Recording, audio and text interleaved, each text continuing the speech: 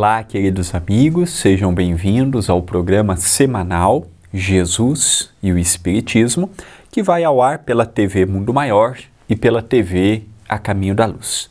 Agradeço às duas emissoras pela oportunidade que me dão de juntos refletirmos com o livro Roteiro de Emmanuel, através das mãos de Chico Xavier. O livro Roteiro são 40 capítulos em que Emmanuel exalta pontos importantes do Evangelho, de Jesus e o roteiro individual que cada um de nós podemos seguir. Eu vejo como um livro importante para a nossa reflexão, importante para a nossa análise, importante para o nosso conhecimento, e temos visto um número grande de amigos de toda parte que tem acompanhado o nosso projeto. Se você está me acompanhando pela primeira vez, eu lembro que cada capítulo dividimos em 2 programas. Como o tempo do nosso programa é curto, 20 e poucos minutos apenas, ficaria muita leitura e pouco comentário. Então, cada capítulo, desde o início, nós dividimos em 2 vídeos por capítulo. E se você desejar estudar o livro de novo conosco, os capítulos anteriores, no YouTube da TV A Caminho da Luz, você encontrará a playlist do estudo desta obra, em que encontrará desde o prefácio de Emmanuel até o capítulo presente. Aproveite, se inscreva no canal, divulgue o canal, divulgue a TV A Caminho da Luz. A sua ajuda, ela é muito importante. Hoje vamos começar Evangelho e Educação. Terminaremos o capítulo no próximo vídeo. O que o Evangelho pode contribuir com a educação e o que a educação pode contribuir com o Evangelho? Quando falamos do Evangelho, não estamos dizendo o Espiritismo e a educação, o catolicismo e a educação, o protestantismo e a educação. Estamos falando do Cristo. Todos que dizem ser cristãos, todos que trazem Jesus como a base, como o norte, com os seus ensinamentos, com os seus exemplos. O que o exemplo do Cristo e os seus mandamentos podem implicar diretamente na educação?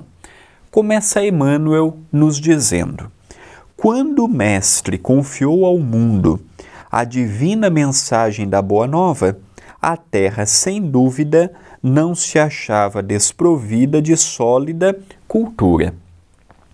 Boa Nova. O Evangelho de Jesus é a boa notícia.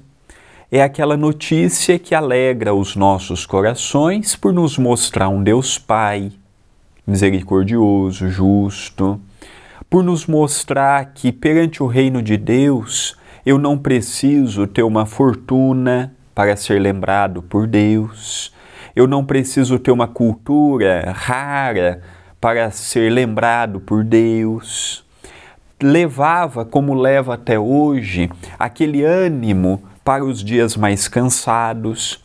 Chegavam as pessoas do Brasil todo a Chico Xavier perguntando: Chico, qual a novidade? A novidade no sentido da mediunidade, no sentido dos livros que Chico Xavier estava psicografando. E o nosso querido Chico dizia sempre: a novidade, meu filho, é a boa nova de Jesus. Há 2000 anos estamos com ela e ainda é desconhecida na prática por cada um de nós. E realmente a boa nova, a boa notícia, eleva o nosso pensamento. E aqui também, Emmanuel já nos fala que quando Jesus veio, estávamos minimamente preparados intelectualmente para receber a sua mensagem. Lembrando que há 2000 anos atrás nós não tínhamos e não estávamos no processo espiritual que estamos hoje. Um planeta, ele passa por aproximadamente 5 momentos espirituais. Por que aproximadamente? Porque cada planeta tem o seu compromisso, Cada planeta tem a sua história, tem a sua necessidade. O nosso, por exemplo, há muito temos aprendido que são 5 estágios que passaremos. Saímos do primitivismo. Quando falamos de primitivismo, já logo lembramos do homem na caverna. Por primitivismo, nós também podemos lembrar por primeiros. E para que depois haja evolução, precisamos dos primeiros para começarem todo um progresso. Primitivo é no sentido moral e não no sentido espiritual ou intelectual. Lembremos, por exemplo, do Egito. Como nós podemos dizer que aquela comunidade que construiu as pirâmides de uma forma alinhada, sem tecnologia, sem recursos que hoje nós temos, poucas pessoas conseguiriam, do modo primitivo que aquelas pirâmides foram feitas, fazer exatamente igual. Uma coisa é fazer com guindaste, pegando equipamentos que carregam aquelas pedras e alinham, com aqueles lasers mostrando, olha, põe aqui, põe ali. Hoje é mais fácil, naquela época, milênios atrás, não havia. Nós não podemos dizer que eles eram um povo primitivo. Podem ser do ponto de vista, a grande maioria, não todos, do ponto de vista moral, mas do ponto de vista intelectual eles traziam uma bagagem que até hoje desconhecemos. Lembrando que a maioria oriundo de Capela, a maioria oriundo de planetas que já atingiram uma intelectualidade e quando o quesito foi de moralidade não acompanharam os demais e foram convidados a ir para uma sala que pudesse dar continuidade àquela matéria. Então, por primitivo, não devemos entender o homem da caverna. Não, isso daí é um primitivo ainda mais atrasado. Nós estamos falando por primeiros. O Evangelho, ele naturalmente não aclimatou de pronto naquele meio em que Jesus veio. Lembremos, um meio com muitos conflitos, divididos em tribos, subjugado pelo Império Romano. Muitos tinham alguma coisa, mas a maioria não tinha nada materialmente. Trabalhava na pescaria, pagava-se muito de tributos ao governo e aquilo gerava um descontentamento muito grande. Foi nesse meio político, social, religioso que Jesus veio. Foi nesse meio, nesse ambiente tumultuado que ele veio. Mas aqui Emmanuel nos diz que ele veio num momento em que já tínhamos o mínimo de condições para ouvirmos a boa nova, tanto é que no início muitos já aceitaram a sua mensagem e passaram a segui-lo. Continua Emmanuel. Na Grécia, as artes haviam atingido luminosa culminância e em Roma, bibliotecas preciosas circulavam por toda parte, divulgando a política e a ciência, a filosofia e a religião. Então, a Grécia e Roma foram 2 pilares para que nós atingíssemos a maioridade espiritual segundo Emmanuel, no livro A Caminho da Luz. Roma com o sentido de família e Grécia com o sentido da intelectualidade. E quando chegamos a este apogeu da maioridade espiritual, tivemos a oportunidade de receber ilustres personagens nos mais variados cantos da terra, com pensamentos elevados, com pensamentos grandiosos, culminando em Jesus, que é a maior estrela que nós tivemos em nossos meios, em amorosidade, em conhecimento, em virtudes, o referencial. Tanto é que Kardec pergunta na questão 625 do Livro dos Espíritos, qual guia e modelo que servirá para a humanidade? E a espiritualidade responde, vede Jesus. Então nós percebemos que nesta altura que Jesus veio, a Grécia já tinha os seus sábios, já tinham seus filósofos, já tinha suas escolas. E em Roma, a mesma coisa. As bibliotecas, o conhecimento, já tinha um sistema político dividido no César, nos senadores, e assim sucessivamente, uma cadeia hierárquica perante aquele vasto império da época do Cristo. Continua Emmanuel. Os escritores possuíam corpos de copistas especializados e professores eméritos, conservavam tradições e ensinamentos, preservando o tesouro da inteligência. A inteligência, ela é maravilhosa, ela é imprescindível. Não há evolução sem inteligência, como não há evolução sem moralidade.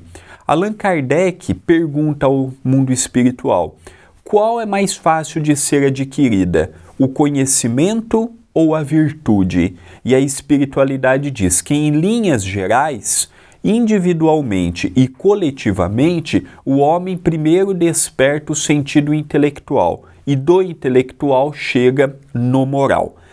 Por que disto? O intelectual é pelo esforço e pela dedicação, podendo ser adquirido de muitas formas: livros, conversas, palestras, meditações. A moralidade já envolve o conhecimento do que eu estou fazendo, mas envolve também o sentimento. Para eu fazer a caridade, se eu não despertar o amor pelo próximo, aquele próximo que eu não conheço, eu não vou realizar a caridade. Se eu não tiver o mínimo de disposição para engolir o meu orgulho e deixar uma situação passar, eu não vou conseguir perdoar. Então a moralidade, junto com as suas virtudes, realmente implica numa força maior do que simplesmente o conhecimento. Haja vista o que temos visto a olhos nus perante a sociedade, um grande avanço intelectual. Olha a nossa engenharia, olha a nossa arquitetura, olha, em pouco tempo desenvolvemos uma vacina no meio de uma pandemia, olha a nossa aviação, a nossa medicina, a nossa ciência, a nossa filosofia, teologia, isso e aquilo. Mas olha o comportamento do homem. Olha o quanto ainda temos dificuldades de nos colocar no lugar do próximo, de sentirmos o que o próximo está sentindo, de procurarmos efetivamente levarmos um consolo, um amparo, uma luz. Então, foi um crescimento exponencial a questão intelectual, mas a questão moral, nós ainda percebemos que em pequenos detalhes, começando dentro da nossa própria casa, o tropeço, se não é diário, o tropeço é semanal. É quase que corriqueiro no nosso dia a dia, ainda mais o momento em que vivemos de tanto negativismo, de tanto pessimismo, dificuldade aqui e acolá, potencializado pela questão psicológica que a pandemia nos deixou. Para os amigos da TV Mundo Maior, nós vamos dar uma pequena parada, um intervalo, e para os amigos da TV A Caminho da Luz, nós vamos continuando com o nosso estudo. Voltamos para os amigos da TV Mundo Maior e continuamos para os amigos da TV A Caminho da Luz. Evangelho e educação é o tema que hoje Emmanuel aborda através do capítulo 21 do livro Roteiro. Começamos no programa de hoje e terminaremos o capítulo no próximo programa. Continua Emmanuel. Prosperava a instrução em todos os lugares, mas a educação demorava-se em lamentável pobreza. Quando estudamos a Idade Média, por exemplo, o que naturalmente foi depois do advento do Cristo, a Idade Média é dividida em aproximadamente 1000 anos, a alta Idade Média e a baixa Idade Média. Nós vemos ali a precariedade do comportamento humano, tanto no quesito intelectual, uma minoria sabia ler, uma minoria tinha acesso à cultura, a grande maioria trabalhava sem salário, sem nada e com altos castigos se não exercesse a sua função. Era uma minoria que conhecia as letras e despertava a intelectualidade, e a moralidade também passava muito longe de um padrão mínimo que naquela época nós já poderíamos ter despertado. Hoje inverteu-se um pouco esse papel. Nesses últimos 2000 anos, nós já percebemos uma tentativa por boa parte do planeta Terra. Há muitos países ainda em que conservam regimes em que o governo tolhe todo tipo de liberdade do seu cidadão. Nós, bem ou mal, vivemos num país em que ainda temos escolha, ainda podemos fazer uma escola, podemos fazer uma universidade, podemos, pelo nosso esforço, tentar crescer na vida. Hoje, as leis procuram também nos dar o equilíbrio que tanto necessitamos, mas não são todos os países que vivem sob este regime. Em pleno século XXI, nós temos parte dos países emergentes, países tidos de terceiro mundo, que ainda passam muitas dificuldades econômicas, políticas, muitos desvios morais. Então, percebemos que apesar de estarmos no ano de 2022, há muito que ser feito, há muito que ser melhorado, há muito o que ser reparado para que tenhamos um mínimo de estabilidade necessária para a vida em sociedade. Mas enquanto não chegamos neste mínimo, o Evangelho nos convida ao trabalho. Se eu posso fazer algo para ajudar a diferenciar o meio em que vivo, se eu posso fazer um pouco a mais do que eu estou habituado, ou do que a outra pessoa está habituada a receber, por que não fazer? É de grão em grão que poderemos construir um mundo melhor. E é isso que o Evangelho nos fala. O coletivo levará muito tempo para sair da faixa evolutiva que está. Veja, em 2000 anos, quantas existências não viemos aqui? Na condição de homens, de mulheres, tendo recursos, não tendo recursos, tendo autoridade, não tendo autoridade, e olha para dentro de nós mesmos a dificuldade que não é o amar, a dificuldade que não é se colocar no lugar do próximo. Isso porque estamos tendo uma mensagem que nos apela ao coração todos os dias. Imagina a grande maioria dos que estão encarnados hoje que não sofrem esse apelo, não sofrem esse estímulo à prática do bem constante e permanente e nem induz a ver o próximo como irmãos, não irmãos consanguíneos, mas irmãos em Cristo, irmãos em humanidade. Continua Emmanuel: o cativeiro consagrado por lei era flagelo comum. Há partes ainda do nosso planeta que existe o cativeiro. Há partes do nosso planeta ainda que não há o mínimo de justiça, o mínimo de lei, o mínimo de ajuda para aquele que nós poderíamos colocar como o mais fraco da história. É lógico que num passado a proporção era demasiadamente grande comparado com hoje, mas é apenas para vermos que o nosso planeta, em especial a nossa dimensão, uma dimensão em que a grande maioria está para expiar o passado, uma minoria está para provar algo para si e para a lei divina, e um número ínfimo se encontra na condição de missionários. A grande maioria de nós que aqui estamos tendo a grande oportunidade de fazermos a descoberta quem somos, o que queremos, para onde desejamos colocar o nosso barco evolutivo. Ainda não estamos projetando grandes coisas. Tem pessoas que me perguntam: André, e o planeta Terra? Eu falei assim, olha, eu não estou dando conta nem de evoluir, nem de crescer pessoalmente. Lá eu vou ter cabeça para pensar no planeta Terra? Não estou dando conta nem de fazer o arroz com o feijão no meu dia a dia em casa, no trabalho, no centro espírita, e eu preocupado com o político falido, e eu preocupado com o empresário corrupto, e eu preocupado com o cidadão desonesto. Não tenho tempo. Antes de eu me preocupar em corrigir qualquer um que seja, eu tenho que olhar para a minha casa e pôr a minha casa em ordem. Então, enquanto eu não arrumar meu sentimento, enquanto eu não arrumar minha moralidade, enquanto eu não arrumar o meu caráter, enquanto eu não arrumar a minha inteligência usando para um bem comum, eu não tenho como ajudar ninguém. eu estou caindo naquela situação de Jesus, um cego guiando outro cego, vai cair no primeiro buraco. Esse é o grande problema da Terra. Eu não olho para mim, eu não observo o que eu preciso fazer e quero que o outro mude. Antes de partir de mim o pedido da mudança do outro, e quando eu falo do outro, pode ser um filho, pode ser a esposa, pode ser o marido, pode ser os pais, podem ser as pessoas que estão em nosso entorno.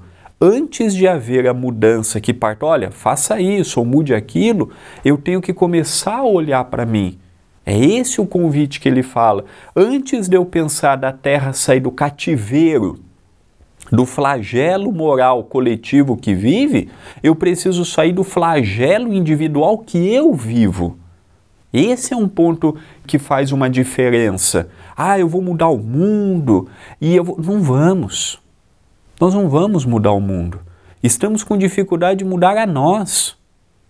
Estamos com dificuldades de mudar a nossa personalidade, humanizando ela, deixando ela preparada para os embates da vida. Que dirá mudarmos o curso de um planeta marcado pelo materialismo, pelo individualismo, pelo egoísmo, pela vaidade, pelo pensamento em mim, eu estando bem, se o outro está passando fome é problema dele. Esse é o mundo que nós vivemos. Não vivemos num mundo solidário, não. Vamos fazer o bem, vamos ajudar o próximo. Não, enquanto tem 5 fazendo sopa, tem 50 vendo como é que pode ganhar dinheiro à custa da desonestidade. Como é que eu posso tirar vantagem aqui? Como é que eu posso tirar vantagem acolá? Então, o bem, ele não chegou na maioria dos corações, pelo contrário. É uma minoria que procuram o bem. E mesmo os que procuram, nós vemos como é difícil mantermos ele diário. Como é difícil mantermos aquele pensamento que engrandece o caráter, que enobrece o espírito e que nos mostra esta realidade que Emmanuel está nos mostrando no dia de hoje. Continua Emmanuel. A mulher aviltada em quase todas as regiões recebia tratamento inferior ao que se dispensava aos cavalos. Olha, a mulher, ela sempre foi, ao longo do curso da história, visto para a reprodução, visto como um objeto sexual para dar prazer ao homem. Em casa, era uma minoria as mulheres que tinham voz, e estamos falando quantos avós nossos, que são do final do século XIX, começo do século XX, não tinham voz. Não estamos falando há 1000 anos, 2000 anos, não. Até pouco tempo atrás, a mulher dentro da própria casa não tinha voz. Hoje ainda há uma diferença. Hoje uma mulher, geralmente, tendo a mesma função do homem, ganha menos. Não é todo lugar, não é toda empresa, mas ainda vemos uma discrepância salarial, ainda vemos uma discrepância na forma de lidar com um, na forma de lidar com o outro. Já evoluímos muito. Já progredimos muito, mas a mulher foi ter voz mesmo de 100 anos para cá, 200 anos para cá. Graças a Deus, poderíamos nem ter isto. Foi uma grande conquista no Oriente Médio, quando a mulher, há pouco tempo atrás, pôde tirar carta para dirigir um carro. Vejamos bem, em pleno século XXI ou final do século XX, a mulher não podia tirar carta. Então nós percebemos que a mulher, ela gradativamente está tendo o seu papel na sociedade, timidamente, lentamente, com muitas imperfeições ainda, com muito que ser melhorado, com muito que progredir, mas já vemos sim uma abertura tímida, lenta, mas já vemos uma abertura. Hoje tem mulheres que dirigem nações, que dirigem estados, cidades, grandes empresas, que dirigem templos religiosos, que dirigem famílias. Hoje nós já temos. E a tendência é que este número aumente cada vez mais, já que a capacidade é independente do sexo. Se eu sou homem ou se eu sou mulher, não vai dizer se eu sou mais capaz ou não, mas sim a qualidade do meu serviço, a qualidade da minha intelectualidade, o afinco que eu coloco aqui ou acolá. Então, o assunto da mulher é um assunto que devemos sempre ver sem o machismo, sem o pragmatismo que o assunto historicamente nos traz, e vermos com uma mente aberta, vermos com um diferencial e não com aquele modo que víamos até então, aquele modo que enxergávamos, que há muito tempo se tornou ultrapassado. Nós vamos parando a leitura por aqui. No próximo vídeo concluiremos o capítulo 21, Evangelho e Educação. Eu aproveito para fazer um convite carinhoso a todos os amigos que têm nos acompanhado pela TV Mundo Maior a conhecerem também a TV A Caminho da Luz através do YouTube. Lá nós temos lives diárias, programas inéditos, estudos das obras de André Luiz, mensagens curtinhas para o ânimo renovado do nosso dia a dia. E eu te convido, se você ainda não conhece a TV, ou se já conhece e ainda não se inscreveu, é youtube.com/TV A Caminho da Luz, como você está podendo ver aí na sua telinha. Se inscreva, divulgue, compartilhe, faça parte do nosso projeto. A sua ajuda, ela é muito importante. E também deixe o nosso WhatsApp para entrar em contato comigo ou simplesmente mandar o seu nome e a sua cidade e fazer parte da nossa lista de transmissão. O número é 19 997 782794. Votos de muita paz e até o próximo programa.